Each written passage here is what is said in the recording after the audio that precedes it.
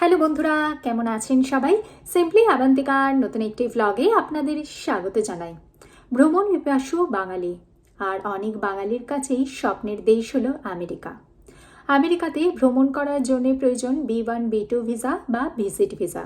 কিন্তু বর্তমানে আমরা সোশ্যাল মিডিয়ার দৌলতে শুনতে পাচ্ছি আমেরিকার ভিজিট ভিসা বা B1 B2 ভিসা রিজেকশনের বিভিন্ন ঘটনা।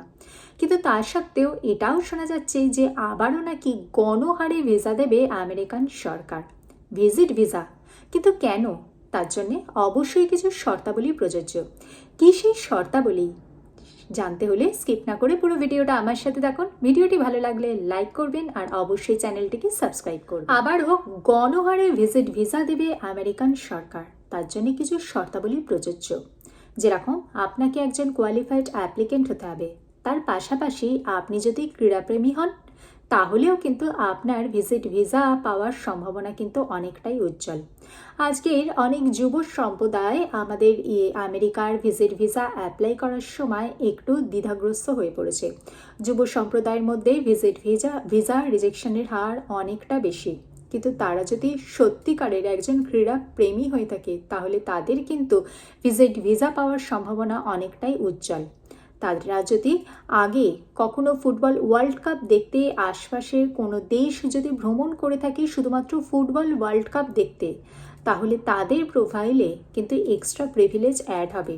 তার পাশাপাশি তারা যদি কোয়ালিফাইড অ্যাপ্লিকেন্ট হয়, তারা যদি দেশেতে তাদের যদি ফিনান্সিয়াল ব্যাকগ্রাউন্ড যথেষ্ট স্ট্রং হয়ে থাকে, দেশের প্রতি বন্ডিং থেকে থাকে, তাদের মধ্যে যদি আরও অন্যান্য যেরকম ধরুন DS-160 ফর্ম সঠিকভাবে পূরণ করে থাকে, সোশ্যাল মিডিয়া অ্যাকাউন্ট যদি ক্লিয়ার থেকে থাকে, তাদের মধ্যে যদি প্রিভিয়াস ট্রাভেল হিস্ট্রি থেকে থাকে, বিশেষ করে সেটা যদি হয় ফুটবল খেলার জন্যে, তাহলে তো তাদের মধ্যেই তাদের যে প্রোফাইল তাতে কিন্তু এক্সট্রা মাইলেজ অ্যাড হবে।